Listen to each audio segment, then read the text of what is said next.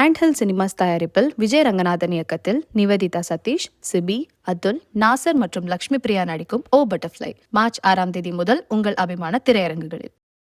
வணக்கம். ஹாரர் படங்களை எடுப்பது எப்படின்னு அந்த படங்களை பார்க்கக்கூடாத சின்ன பசங்களை கேட்டால் சொல்லுவாங்க. யாரும் இல்லாத ஒரு அத்வான காட்டில் பாழடைஞ்ச வீடு, அங்கே போய் தங்குற நண்பர்கள் கூட்டம், திடீர்னு நடக்கிற அமானுஷ்யமான விஷயங்கள், மரணங்கள், பேய்க்கு ஒரு சோக ஃப்ளாஷ்பேக், அப்புறம் அந்த பேய் பழிவாங்க ஹெல்ப் பண்ணுற ஹீரோன்னு நம்ம தமிழ் டாகிஸ் மாறாண்ணன் கூட பல முறை இந்த டெம்ப்ளேட்டை கலாச்சிருக்காரு. பட் இந்த 4th ஃப்ளோர் ஆரம்பிக்கும் போது கிட்டத்தட்ட அப்படி ஒரு ஃபீல் தான். ஆனால் இந்த பழைய வீடு, அந்த பாழடைஞ்ச வீடுங்கிறதுக்கு பதிலாக ஒரு புத்தம்புது அப்பார்ட்மெண்ட் அப்படின்ற மாதிரி சொன்னாங்க. பரவாயில்லையே, கொஞ்சம் புதுசாக ட்ரை பண்ணியிருக்காங்களேன்ற மாதிரி தெரிஞ்சுது. ஆனால் இதுவுமே கூட ஒரு ஆளரவம் இல்லாத ஏரியாவில் தான் இருக்குது. இதில் 4வது மாடியில் ஏதோ மர்மம் இருக்குது அப்படிங்கிற மாதிரியான இன்ஃபர்மேஷனோட இந்த படம் ஆரம்பமாகுது. இதுக்கப்புறம் என்ன ஆச்சு அப்படிங்கிறத தெரிஞ்சுக்கிறதுக்கு முன்னாடி நீங்கள் SSC என்கிற சப்ஸ்கிரைப், ஷேர், லைக், கமெண்ட், கூடுதலாக இந்த மெம்பர்ஷிப் ஜாயின்ற மாதிரியான இத்தியாதி விஷயங்களையும் செய்யலாம்.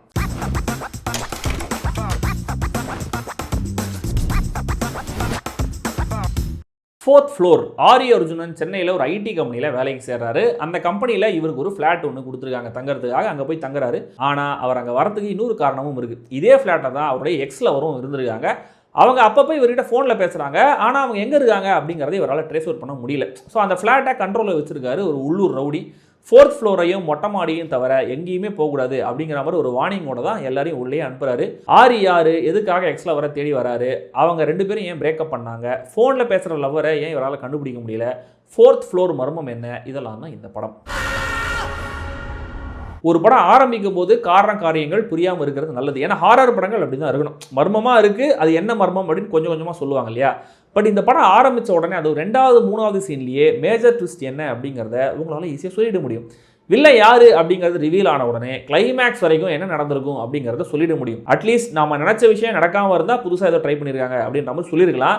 ஆனால் கதை தெரிஞ்சே ஒரு படம் பார்க்குறது ரொம்ப கஷ்டமான ஒரு விஷயம். கேமராவை சருன்னு ஆட்டுறதும், ஒரு ஸ்பிளிட் செகண்டில் 10 ஷாட்டை சக்குன்னு வெட்டி போடுறதும், கலர் டோனை மாற்றி டெம்போவை ஏற்றி இறைச்சலாக பிஜிஎம் வாசிக்கிறதும் ஹாரர் இல்லைங்கிறத பல தமிழ் சினிமா இயக்குநர்கள் இன்னும் ரியலைஸ் பண்ணல அப்படிங்கிறதா ரியாலிட்டி. சீனியர் இயக்குநர்கள் பரவாயில்ல, அவங்க ஒரு டெம்ப்ளேட்டில் வளர்ந்துட்டாங்க, அவங்களால இப்போ இதுக்கு மேலே சேஞ்ச் பண்ண முடியாதுன்ற மாதிரி நம்ம மன்னிச்சு விடலாம், அவங்களுக்கு தெரியல. பட் நல்ல எக்ஸ்போஷர் இருக்கிற புதுமுக இயக்குநர்கள் கூட அதையே ஃபாலோ பண்ணும்போது டிசப்பாயிண்டிங்காக இருக்குது. ஹாலிவுட் மாதிரி பட்ஜெட் இல்லை அப்படின்ற மாதிரி நம்ம ஆர்கியூ பண்ணலாம். பட் ஹாரர் கதைக்கு முதல்ல தேவை ஒரு நல்ல இமேஜினேஷன், நல்ல க்ரியேட்டிவிட்டி, அதை எக்ஸிக்யூட் பண்ணுறதுக்கான நல்ல ப்ரெசன்ஸ் ஆஃப் மைண்டும் ஐடியாஸும் தான். லைட்ஸ் அவுட்டுங்கிற ஒரு படம் இருக்குது. முதல்ல வெறும் 5 லட்சம் பட்ஜெட்டில் ஷார்ட் ஃபிலிமாக தான் எடுக்கப்பட்டிருக்கு அந்த படம். சிலர் 0 பட்ஜெட்டும் சொல்கிறாங்க. அந்த படத்தை வெளியே தெரிய வச்சது, பாப்புலர் ஆக்குனது அந்த புது ஐடியாவும் அதோட எக்ஸிக்யூஷனும் தான், பட்ஜெட்டு கிடையாது. அதனால தான் நம்ம கமல்ஹாசன் சொல்கிற மாதிரி ப்ரொஃபஷனல் பயிற்சி ரொம்ப ரொம்ப ரொம்ப ரொம்ப முக்கியம். ஹாரருங்கிறத தாண்டி சாதாரணமான ட்ராமாவையே ப்ராப்பராக ஸ்டேஜ் பண்ண கஷ்டப்பட்டுருக்காங்க. ரொம்ப கன்வீனியண்ட்டாக சம்பவங்கள் நடக்குது. சில சம்பவங்கள் பாஸ்ட்டாக ப்ரெசென்ட்டானே புரியல. ஷார்ட் ஃபிலிம் எடுக்கிறேன்னு ஒரு குரூப் வராங்க, அவங்களால இந்த கதையில் என்ன யூஸ், ஹீரோடைய ஃப்ரெண்ட்ஸ்னு சிலர் வராங்க, அவங்களால என்ன யூஸ்னு எதுவுமே புரியல. அந்த ஃப்ளாட்லேயே ஒரு செகண்ட் ஹீரோயின் கேரக்டர் வராங்க, அவங்கள ஹீரோ ரொம்ப அலட்சியமாக ட்ரீட் பண்ணுவார். அது ஏன் அப்படிங்கிறதும் கடைசி வரைக்கும் புரியல. வில்லனே கன்சிஸ்டண்டாக இல்லை இந்த படத்தில். இன்டர்வலுக்கு முன்னாடி ஹீரோவை காலி பண்ண வைக்கிறதுக்காக மிகப்பெரிய சண்டை நடக்கும். வில்லனுக்கும் அவரோட அடியாட்களும் சண்டை போடுவாங்க. செம்ம வயலண்ட்டான ஒரு சண்டை மாதிரியே இருக்கும். சரி, இன்டர்வலுக்கு அப்புறம் ஹீரோ திரும்பவும் அந்த ஃப்ளாட்டுக்குள்ளே போகிறது தான் கதையாக இருக்கும் அப்படின்னு நினச்சா அதான் இல்லை. இன்டர்வலுக்கு அப்புறம் ஹீரோ அதே ஃப்ளாட்டில் தான் ரொம்ப கூலாக இருக்கார். அப்போ நடந்த சண்டையெல்லாம் கற்பனையான்னு கேட்டிங்கன்னா அது இல்லையா. சண்டை நடந்துச்சு, ஃபுட்டேஜெலாம் இருக்குது அப்படின்ற மாதிரி வேறு நம்மளுக்கு காட்டுறாங்க. அப்போ எப்படி வில்ல வந்து அவன் கண்ட்ரோலில் இருக்கிற ஃப்ளாட்டில் ஒரே ஒரு டெனண்ட்டை காலி பண்ண வைக்க இவ்வளோ கஷ்டப்பட்டுட்டு இருக்கான், ஏன் இவன் யோசிச்சுட்டு இருக்கான் அப்படிங்கிறதுக்கெல்லாம் இங்கே பதில் இல்லை. சிப்ஸு, கூல்ட்ரிங்க்ஸ்னா ஏஜென்சி எடுத்திருக்கேங்கிற மாதிரி ஒரு மேட்ரு ஒன்று சொல்லப்படுது. அதை ஒட்டி ஒரு ட்விஸ்ட் ஒன்று ரிவீல் ஆகும் செகண்ட் ஹாஃபில். அது மட்டுமே எனக்கு இந்த படத்தில் ஓரளவுக்கு நல்ல ஐடியாவாக தெரிஞ்சுது. கிளைமேக்ஸ்லாம் இன்னமும் பெரிய குபீர் சம்பவமாக இருந்துச்சு. அந்த ஃப்ளாட்டை டெமாலிஷ் பண்ணுறதுக்காக பாம்லாம் செட் பண்ணுவாங்க, இடிஞ்சு விழ போகுதுன்னு சொல்லுவாங்க.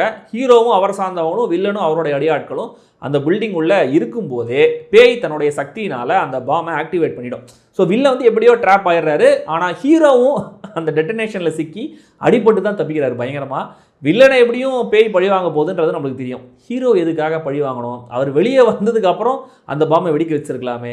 ஒருவேளை அந்த பேய்க்கு டீஆக்டிவேட் பண்ண சக்தி இல்லையா, ஆர் அதை வந்து டிலே பண்ண சக்தி இல்லையா அப்படின்ற மாதிரிலாம் நம்ம யோசிக்க வேண்டியதாக இருக்குது. இந்த அமைச்சூரான முயற்சிக்கு அமைச்சூரான நடிப்பையே தந்திருக்காரு ஆரி அர்ஜுனன். சப்போர்ட்டிங் கேரக்டர்ஸும் யாரும் பெருசாக ரெஜிஸ்டர் ஆகலை. தலைவாசல் விஜய் ஒரு சீனியர் சீசன்ட் ஆக்டர், அவர் மட்டும் கொஞ்சம் பரவாயில்ல. ஆக்டிங்கே மொத்தமாக ஓவராலாக ரொம்ப ரேண்டமாக ஃபேக்காக தான் ஃபீல் ஆச்சு. கேமரா, எடிட்டிங், மியூசிக் உள்ளிட்ட விஷயங்கள் ரொம்ப ரொம்ப ரொம்ப சுமார். மொத்தத்தில் இந்த 4th ஃப்ளோரோட ஃபவுண்டேஷன், பேஸ்மெண்ட், ரீட்டைனிங் வால்ஸ்னு எந்த அடிப்படை விஷயங்களுமே சரியாக அமைக்கப்படலைங்கிறதுனால ரொம்ப ரொம்ப வீக்கான, தொட்டாலே கீழே விழக்கூடிய அளவுக்கு தான் மொத்த கட்டுமானமும் இருக்குது. புது டீம் உழைச்சிருக்காங்க, கண்டிப்பாக சின்சியரான எஃபர்ட் தான். ஆனால் பெட்டர் லக் நெக்ஸ்ட் டைம்.